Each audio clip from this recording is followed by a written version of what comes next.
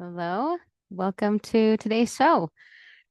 I am this is new for me. I've never done a video podcast. I've always done an audio podcast, but I thought that I would give this a try. And welcome to 2026. I hope it's been good to you so far. I'm recording this in January, so January 12th. But let's dive in. Today, I want to share with you some timeless health hacks. And this this episode was inspired by an episode of a different podcast I was listening to where Alex Clark was interviewing a woman who'd gone through a huge decline in her health when she got to college, and it showed up as well, one of the ways that it showed up was adult acne, like really bad, as if she were a teenager, but she's a mom and older and everything. So just kind of weird. Um, I really liked on this episode that the guest said that there are timeless health hacks or timeless ways to help our health. And I'm just putting it in the terms of these are timeless strategies, timeless health strategies. Um, there is something that you can do today to improve your health, and it's something that won't take too long. It doesn't use too much energy. And I'm not talking about a specific thing, but I'm telling you, there is one thing. My sister once told me when when she feels overwhelmed about who she can help or what she can do today to make a difference, she pulls it back to what's one thing I can do? I can smile at someone. And I think that kind of energy and that kind of mindset can really help with our health goals as well, because I do think health goals are really important. I think just like almost any area of our life, if we aren't go, it's the direction that matters, right? If we are on a direction to have good health, if we've put ourselves on a path toward good health, that's more important than where we are right now. And so I'm going to offer you some things that don't take too long, that don't take a lot of time, energy, or even money. So stay tuned. I know that it is really easy to get distracted by anything new or different in the health space and otherwise. It happens to me. And sometimes we'll even drop our current good habits to try something else. But the point here is there are timeless health strategies, things that have been proven over time and um, some by science, maybe all of them by science, but at least some of them by science and by people's experience that these will benefit you. Why do we want to just go to the new and the different and the thing that costs $1,000 that promises to fix us or to fix that one problem that's really bothering us? And the answer is simple. There is an answer to that. I'm not saying that rhetorically. Um, it's because of our mind is part of our brain wants efficiency. And also it's we're just about change and we like new things. It's fun, it's interesting, there's a little bit of ooh about it, but also psychologically, um, it can be easier to try something new than to keep doing something that's been working, but we just aren't getting the result fast enough, or we haven't tried it, but it just doesn't sound that interesting or that fun. So I want you to recognize that, recognize, I've heard it called shiny object syndrome. Um, Recognize when you're being distracted to something and then decide if you want to indulge in that distraction. And in the health space, I like to encourage my clients, myself, our family to look at the cost financially as a benchmark. Like, well, if the cost is just something I'm not willing to pay, it's not worth that to me, or kind of that I think it will work. I have about a 20% belief that it's going to work. For $500, I don't think it's worth that risk, right? Because that's an 80% risk. And I would say trust yourself in any decision you're going to make more than other people. Other people do have ulterior motives most of the time. Um, so you get to be the expert on you and what you're going to try next and what's the best thing to try. Um, okay. So these are things that you can do or that you can eat or consume or feel that have been shown over time to be good for us. Um, and I already talked about the new things are just naturally intriguing and they pull our attention. And I will say that can be a good thing. Sometimes we do need a change in our life, right? Sometimes we just do. This is my first episode, and I'm a little distracted by my seeing myself and my glasses. I'm like trying to straighten them. I'm like, come on, maybe I have to tilt my head. Anyway, sorry. So the format of this show is mostly of today's episode is going to be a list of things, and then I will expound on a few things, but mostly it's just listen in. What do you want to try? What do you want to go do in the next 10, 15 minutes to improve your health? And that's the point of this. And yes, I do have notes. I'm a note person. Okay. These are the free things, right? Timeless, free basics. Sunlight, getting 10 to 15 minutes of sunlight every day, even on a cloudy day. Moving your body. Are you taking a short walk? Are you walking up and down your stairs or maybe just through your house? Just walking through your house or getting together with friends and doing something involving movement. Laughing. Isn't that interesting that laughing is good for us? Um, being in nature. Along with this one, as I was prepping this, I did, I found that there's evidence of being outside in the morning for within like an hour of when you wake up, that that that's helpful. And let me read this to you. This is from Women's Health Today, Women's Health Magazine. And it's by Dr. Lafina Diamandis, who is a general practitioner and a lifestyle medicine doctor. Okay. Exposing yourself to natural light within the first hour of waking helps to regulate your circadian rhythm. It helps to improve sleep quality and boosts mood too. Just 10 to 15 minutes of outdoor light can reset your sleep-wake cycle, support melatonin production at night, and enhance focus during the day. Getting outside in the morning also has the added benefit of reducing stress through connecting with nature, whether that is listening to birdsong, being in green spaces, and inhaling phytocyanides, which are natural chemical compounds released by trees and plants. Yeah, it can be in any of that. Studies show that being in nature reduces stress hormones, supports immune health, and overall well-being. That's just awesome. Like let's do that for ourselves. Like let's make that a priority. I will say that if you are a person that for this period of time in your life, and I hope it's a short period of time, if you are literally sleeping, eating, working, sleeping, eating, working, like if those are the only three things you're doing right now, you can buy a certain UV light or red light, I think is what it is, and stand in front of it for 10 minutes in the morning. And I've heard that does good things. I totally, if you can, get out in the sunlight. But if not, that is it's an alternative. Okay, getting fresh air. I don't know if I mentioned that, but just opening your windows and letting fresh air in. And then you can close them or just leave them open. That's beneficial. Being hydrated, drinking enough water,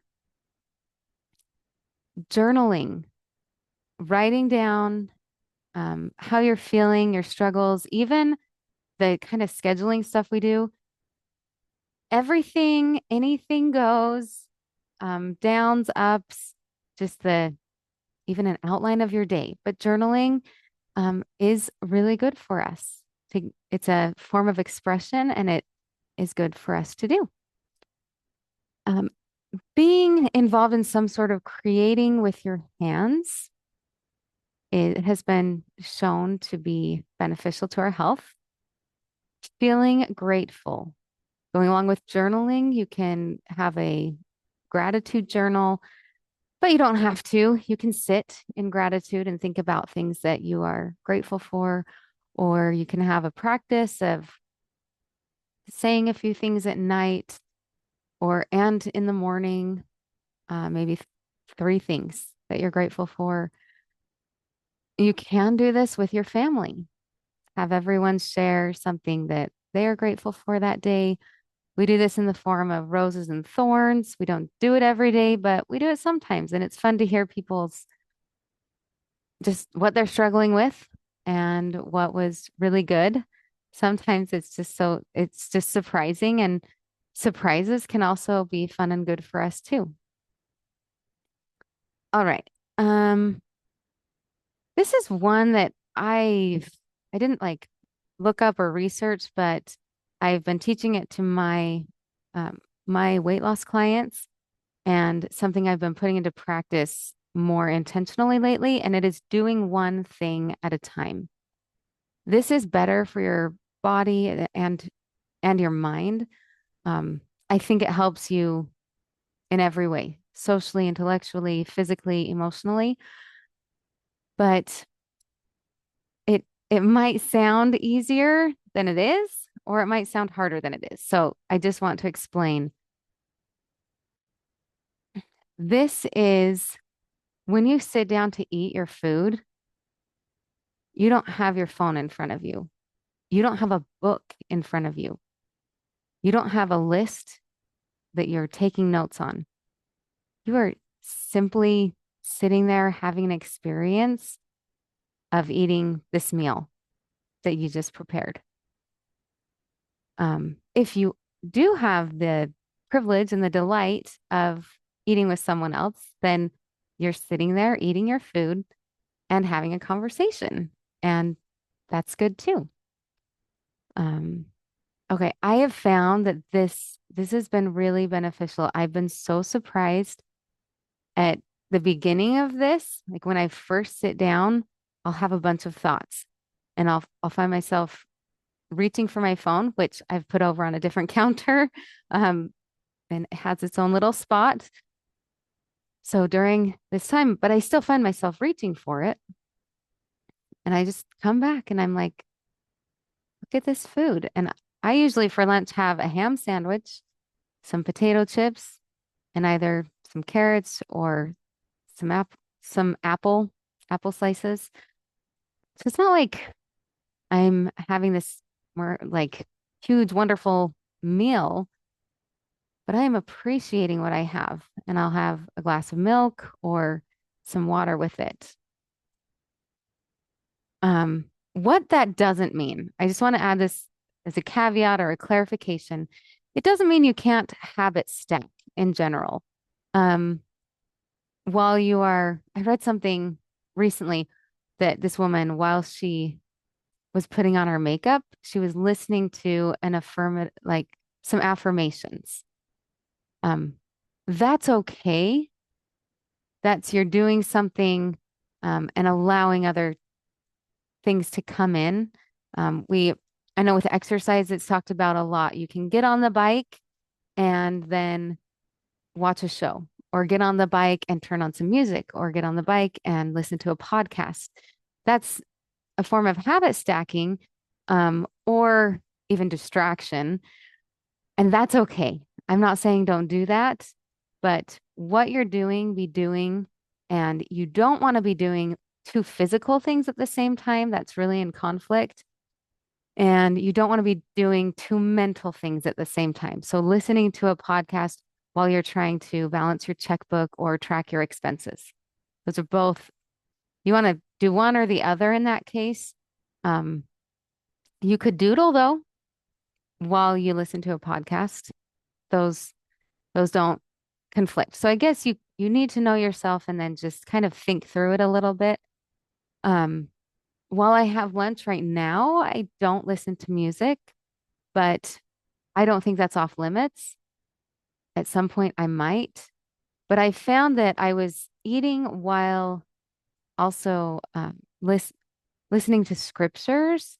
And if that's the only way you can get some spiritual into your life, like I say, do it.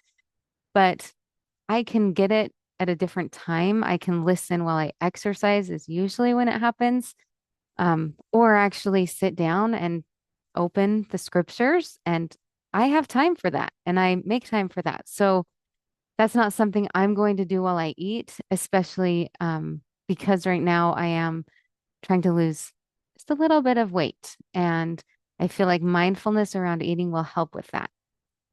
Okay, let's get back to our list and give you some more ideas. You want to eat vegetables and whole foods, and ideally, most of your meals are homemade or home cooked, right? Limit the amount of blue light you are exposed to. So that's from your screens. Also, try to turn off any screens within 2 hours of bedtime. I have found that phone light is worse for me than watching a show on a television. Well, we have a projector, but you can test that for yourself if you want to. Ideally, I think even for me, it would be better if I didn't do either. Um, but that is something I found. Okay, take vitamins if you're not like super um on top of what foods have what vitamins, and I can get my calcium from this and my vitamin D from this, take a multivitamin. There is no shame in that. It actually is showing yourself that you care. And that also has to do with accessibility, right? If we just can't get the food that we need to get the amount of vitamins that we need or the variety, and have a vitamin. People have been doing it for a long time and it's been shown to be good. Okay, this one is fun. And this is also from that Women's Health article. To hum. I've never thought of this. Humming activates the vagus nerve, which stimulates relaxation and can be done anywhere. Let your lips gently close and hum steadily while feeling the vibration in your throat and chest. Try it out when driving or sitting for your morning commute. Um, I love this. Isn't it fun? This is a new thing, but it's actually an old, like it fits in that basic free thing that you can do without spending money that comes with this body that we were given. Mm. And as I think about this, I realize there are meditations and things that utilize humming. So that's probably why. Okay, prioritizing sleep. Shoot for at least 6 hours every night. There is some evidence of the hours before midnight being more helpful. Don't get too um, don't get too in your head about that, but good to know, right? Um, taking warm baths even before bed, getting in a hot tub or a spa, using a spa a few times a week, hot tub a few times a week, that can really relax us and help our body. Belonging to healthy communities, or I don't really like the word healthy in that context, but um, spending time with others and having a good community. This could be your church community, it could be friends, it could be family. There are, if you think about your community that you're involved with, there's probably a few. You can even do like an audit, a friendship audit or a community audit. Like, how are these things? How is being with these people influencing you? And is it helping or is it really not? And I think that one, like I thought of belonging and everything, but it's mentioned in this Women's Health Mag article as well that I will put in the show notes. Um,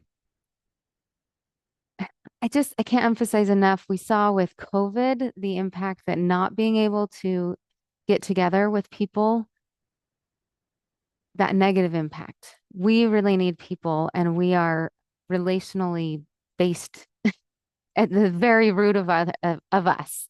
So make sure to take time to be with people. And it doesn't all have to just be coffee dates but it can be getting together to exercise or being with your kids, the parents of your friends' kid. Sorry, how do I put this? The being with the parents of your kids' friends in like at a sporting event or in a music event, right? Their choir concert or theater, wherever your people are, just being a part of that is good. It's good for us. If it's not good for you and you can tell, make a change. It might not be like a dramatic, like I'm never going to talk to these people again. But it can just be, I'm going to limit my exposure to their influence because I want to up level. And I don't think I can do that with these people. They kind of see me a certain way, treat me a certain way. So being in the military helps with this because I do move every few years and people don't know me. And I just get to be myself, whatever that means for that time in my life. So there are advantages to military life. There's lots of disadvantages too, but that's an advantage. Um, okay, take a break when you are spiraling or feeling overwhelmed or even just for no reason at all. Take a break, take a breath.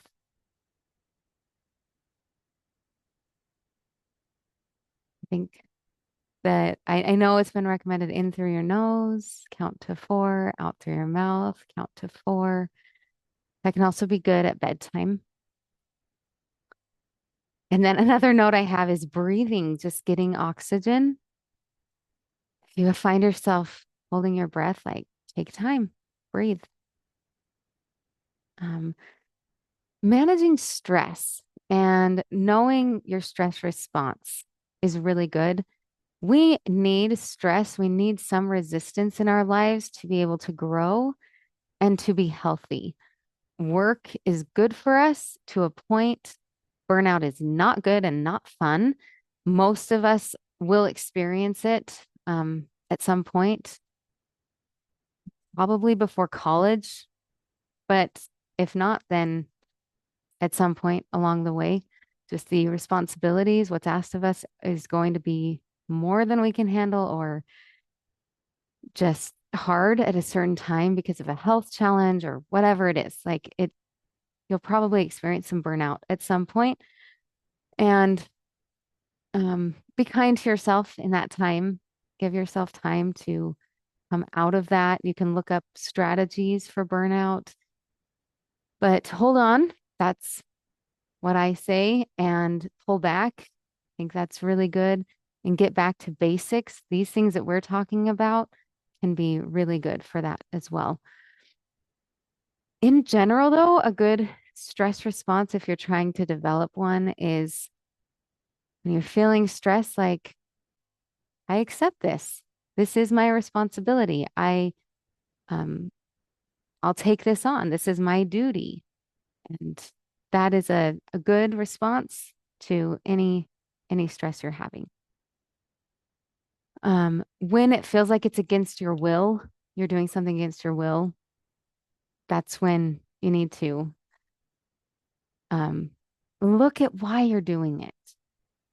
Try to just pull into that, even if it's just for a few seconds a day, hopefully that time can increase over time and it will stop being against your will for just 10 seconds and become feeling like it's not like it's against your will for anyway, just getting out of that place.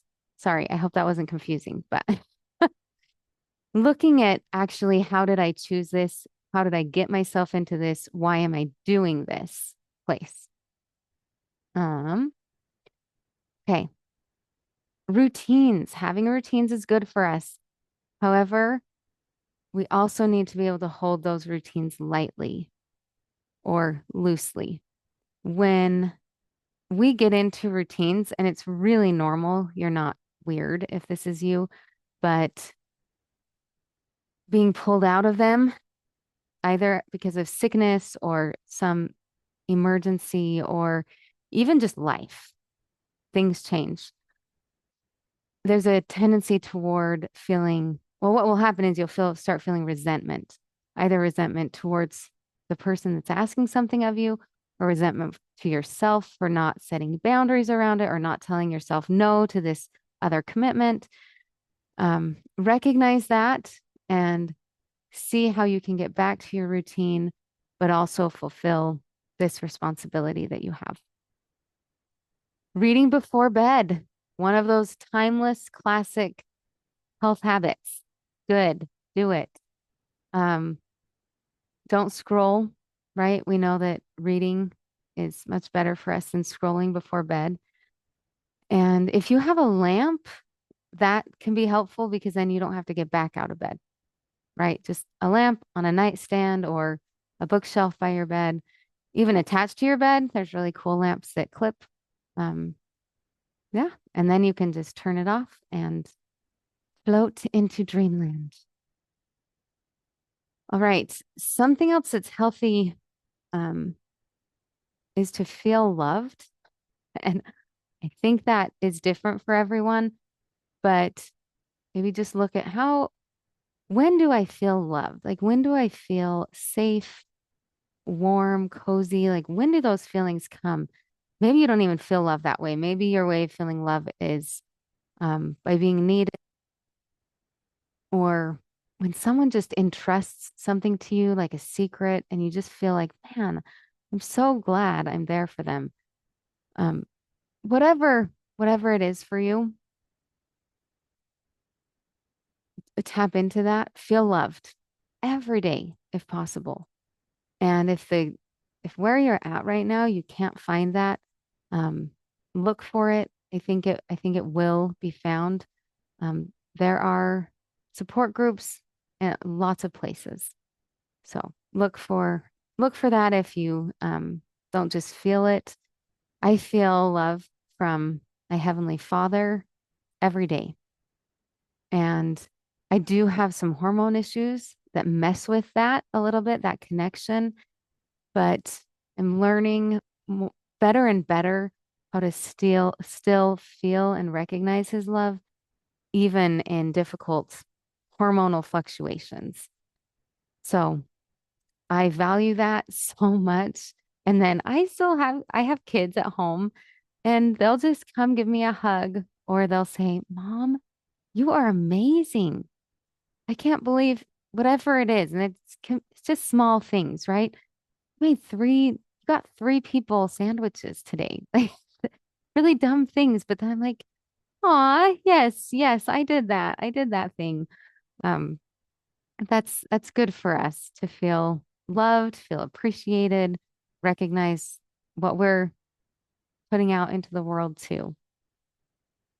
Decluttering it's just a basic thing that having our environment free of clutter or even just less clutter is good.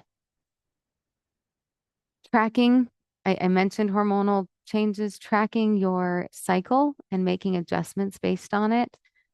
This is like your menstrual cycle, or if you are going through menopause or are through menopause, you still have a cycle and you can look into that more, but there's still times where you're going to have higher productivity and lower productivity, more creative, less creative, a time to really go and do, and a time to relax and reflect and uh, kind of indulge in just the moment.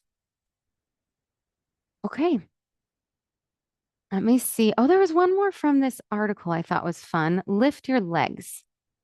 Legs up on the wall pose.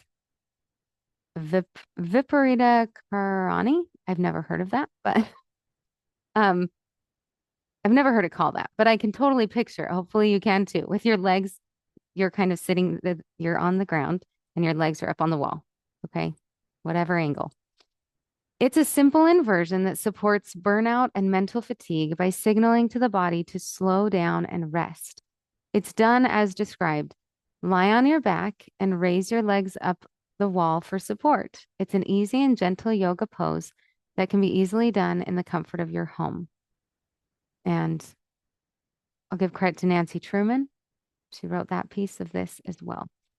They also talk about reading before bed. Some of these they mention, but because I don't know, I was doing a lot of them for my own head, I didn't reference all of them to that. So, um, I think this is a really good way to start off the new year, right?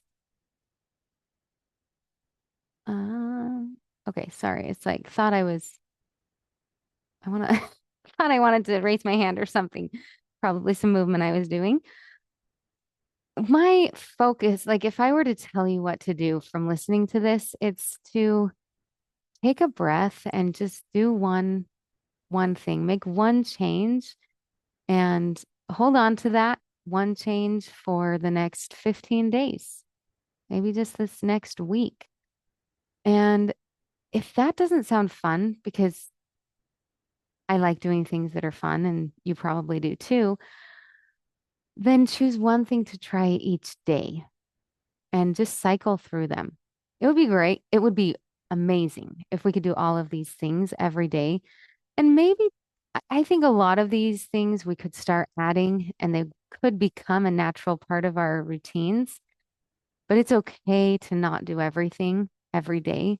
Um, and we also forget, right? Like that just happens. We just forget sometimes. So I want us to still be human, to still live our life and be happy with who we are, while trying to improve a little bit and be even a little bit better, right? That there's that 1% growth principle of if we just change just 1%, it will over time make a big difference. And I'm going to end there. Hope you have a great week. Ah.